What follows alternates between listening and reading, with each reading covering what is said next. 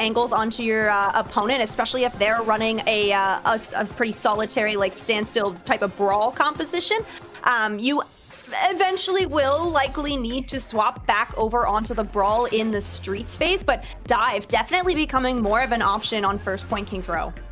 Yeah, exactly. And as we wait for these teams to load in, Tactical Yokers attacking first just means that Nemesis have, pretty much decided on running still this Reinhardt composition, but maybe this time with Aaaaaaa Juno, hoping to get huge value from these anti-nades that an Aaaaaaa can provide, and just the overall safe positioning that you could play as Aaaaaaa. Like, you hope your Aaaaaaa just continues to stay on that high ground and enable the poke damage that's coming from Add-in Games and Warlord. On the side of Tactical Yokers, though, I see some very funny haha Bastion gameplay that might arise, and honestly, this isn't a bad way to just open it up for Tactical Yokers, and it seems like we are going to have a honest Rhine duel today. Thank the heavens. I am excited for a Rhine duel on Kings Row. Tactical Yokers, they're sticking with the funny haha Bastion composition.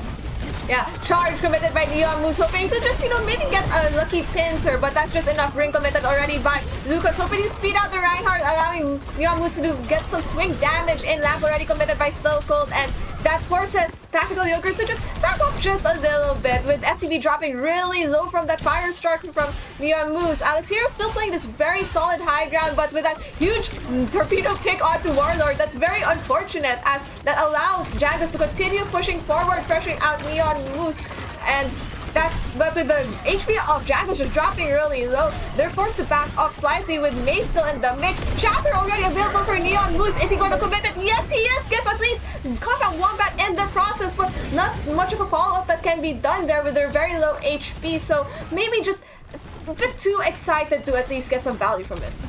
Yeah, you see the shatter early and you really want to pop it, so Neon Moose, yeah, letting the shatter go, but no follow-up on the side of Nemesis. Tactical Yokers, through sustaining Jangus in those fights, they built up both support ults here, gonna engage with the Juno ult. Yeah, Juno ult committed by Tactical Yokers, but that is just not enough to continue pushing through these far damage committed by Warlord, just raining damage even in the low ground, right? Dropping really low, trying to look for that May, the only last nuisance from this Tactical Yokers squad, and, Alex here just closes it out, and Tactical Yokers, that was kind of expensive going in with that Juno ult and not getting value. The side of Nemesis, though, still holding very strong with both support ultimates coming online. You see some swaps coming from the side of the Yokers squad, with Root and Tooting going over to this Cassidy, hoping, I guess, for a bit more consistent shield break compared to a May, where you really have to focus on walls, and if you don't really get much value from the walls, it doesn't do much. Still Cold already committed window. Yeah. Window committed by Still Cold, and that does get Neon Moose. Jangus is allowed to push forward with a shatter yet again from the off angle. Jangus gets one, and I think that's enough to seal the deal for Tactical Yokers. Yeah, maybe the cast swap exactly what Tactical Yokers need. They weren't finding the values that they needed from the Mei walls because Nemesis is playing 2 DPS that aren't going to get walled by this. They're playing on angles and support line that's up on the background. So with the Mei walls, you're really only just hoping to capitalize on a wall on Neon Moose. Looks like the cap gonna come in from Tactical Yokers. They're moving forward here with just the Bastion ult up against Nemesis with double support ults here. And if Nemesis can take a long fight, Neon Moose gonna build up to that shatter as well. So Tactical Yokers, they're gonna have to play smart here and be prepared to kite out of the orbital ray that's gonna come out from Lucas, which could be followed up by a nano onto the Reinhardt. So Tactical Yokers, they're gonna be in trouble here if they look to commit ults and don't look to kite out of the ults of Nemesis. And Nemesis just waiting for that engage button, and that happens to be the ring of Lucas, and a nano from Alex here allows them to continue forward. Shatter committed by Neon Moose gets, well, pretty much the whole team of Tactical Yokers down the ground. There really wasn't much else that could be said. There was nothing to really defend against a shatter other than Jangus maybe holding up shield, and there was no shield to be held. Yeah, the nano onto Neon allows the Reinhardt to just push forward, get aggressive, break down the Reinhardt shield from Jangus, and then get a nice fat shatter onto Tactical Yokers. Tactical Yokers, so they built up to DPS ults here, so now is the time to push forward, get out of this choke point. Yep, and they can definitely do that with this high noon committed by Root and Tootin as they speed towards this corner. It's forcing Neon Moose to just back off towards a safer side as they potentially recommit maybe with Lucas's Juno ult. As I say that, they're pushing in with torpedoes and ult finally committed by Lucas. Ult's committed, orbital rays committed by both sides. Really engaging on and meeting up on the cart. But as I say that, Nemesis is just forced to back off. Really just everyone else from the team being a bit split in a 1v1 between Still Cold and, well, maybe it wasn't a 1v1, it was a 2v1 against Aden Games, going in the favor of Tactical Yokers. Neon Moose is... I would want to see a clip of what happened there. I think Neon just took Jangus for a ride off the side of the point. Warlord claiming the kill onto Jangus before Neon's able to get the environmental kill. Yeah, Warlord really just playing this high ground, hoping to be that last second touch, but Root and Tootin gets him in the head. Torpedoes though, getting Combat Wombat allows for Nemesis to reaggress on the point, and it's up to Aden Games to continue playing their life using the shield of Neon just to make sure that they're still alive, as Lucas at the end of the day just, you know, seals the deal, getting Still Cold. Not much ults committed by Nemesis other than that visor, and I think that's a very cheap costing ult to use to retake point.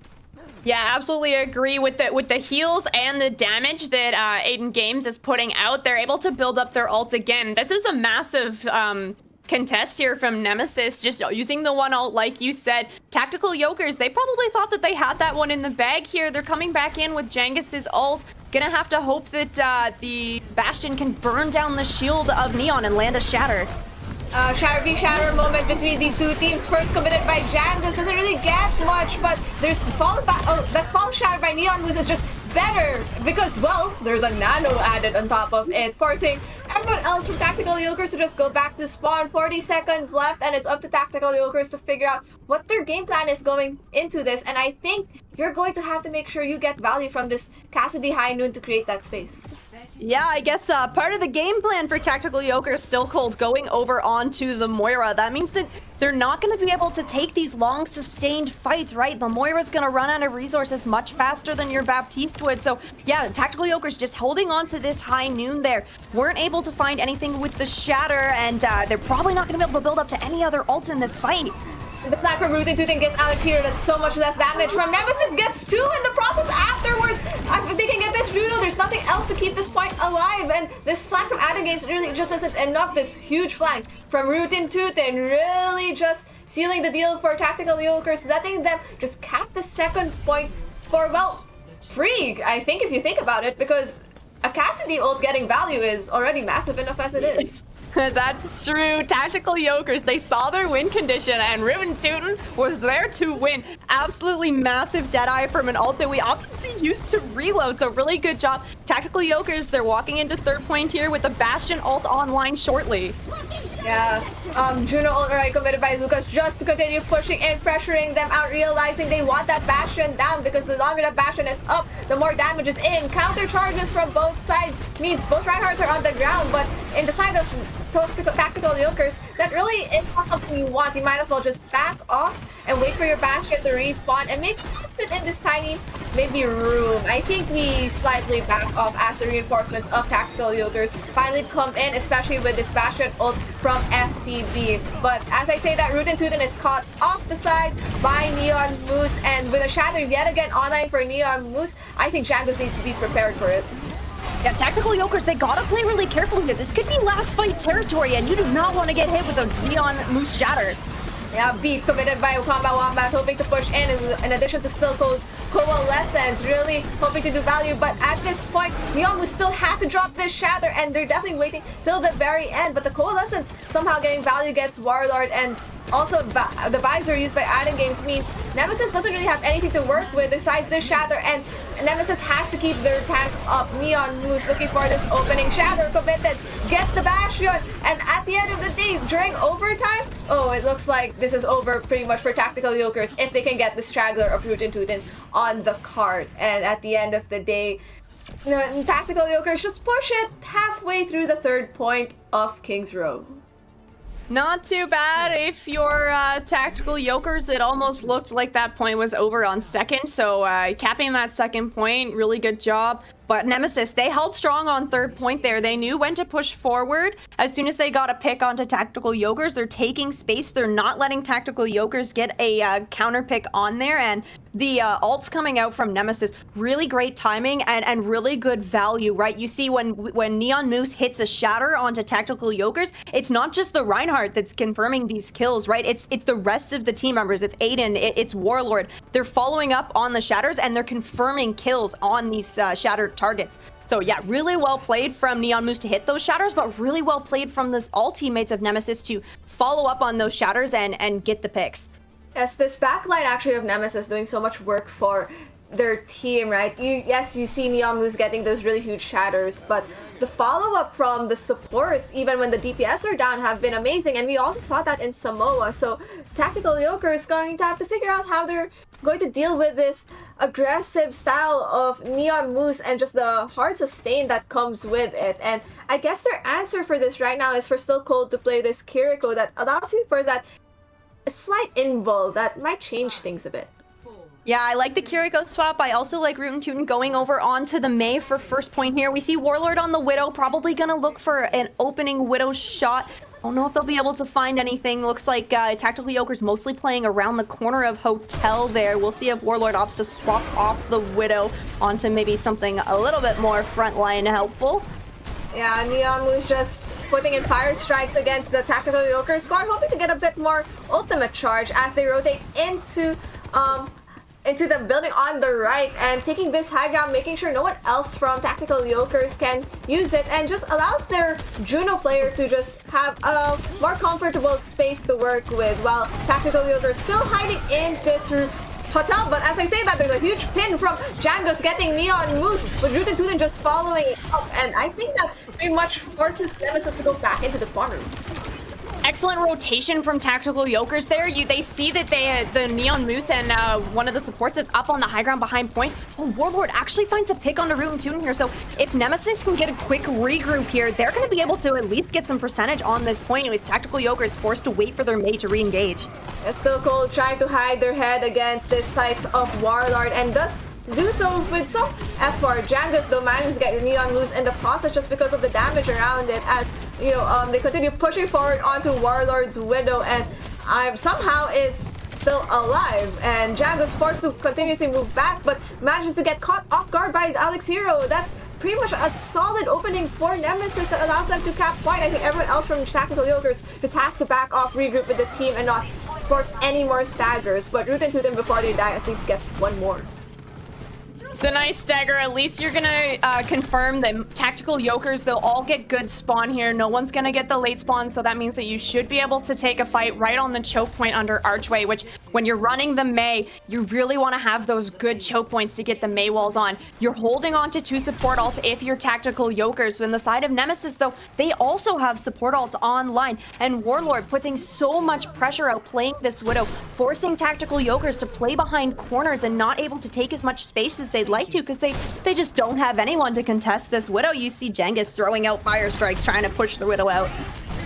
Yeah, it looks like Warlord really just holding these very tight angles and make it harder for Nemesis to do anything, for Tactical Yokers to do anything about it. But they force out instead Neon Moose, who wants to play in this library, and at the gates taking a very ambitious plan, manages to drop Lucas to half HP with a visor just right behind. So ultimates from both Junos committed, but as I say that, Neon Moose gets a great fire, double fire strike, and a swing, and another swing, and a shatter. That is pretty much end game for Tactical Yokers as a defense, as the cart continues to roll through second point of King's Row. We saw some ults committed there from Nemesis. They're only holding on to the window here. Tactical Yokers, though, they use both their support ults there too. Root and Tootin opting to swap over onto the Echo, FTB onto the Ashe, looking for some sustained damage from this. We see the dynamite coming out from the Ashe, followed up with the stickies and the beam from the Echo. So if Tactical Yokers can play this right and get their cooldown combos in line, they should be able to burn down Neon Moose's health really quickly. Yeah, Alex here instead burns down Root and Tootin, just making it even harder for Tactical Yokers to reaggress on the point, and with the shots followed up by Warlord onto this very tight angle, this pretty much seals the deal for Nemesis to continue pushing this point until this golden checkbox of victory. And for Tactical Yokers, you really need to speed up towards this, and that you're hoping Combat Wombat just doesn't die off spawn from maybe where the Widowmaker is playing, which I hope is already on high ground. It definitely is not high ground, oh my god. Set up back main. Nemesis kept at least 2 on point, so they pushed this payload almost towards the box here. Tactical Yogurt's forced to fight on point. Fire strike from Jangus with a shatter on Lags waiting to rip it, but with everyone else from Nemesis a bit split, it might not get value, so they might as well just use it now as this ultimate from Juno comes in, but it's blocked easily by Neon Moose, and that just spells disaster. But a pin at least pushes them out of the game, but everyone else from Tactical Yokers are slowly dying, and there's no one else to contest the point. Ultimately, Nemesis just pushing it in without any pressure. It's 2-0 match point in favor of Nemesis.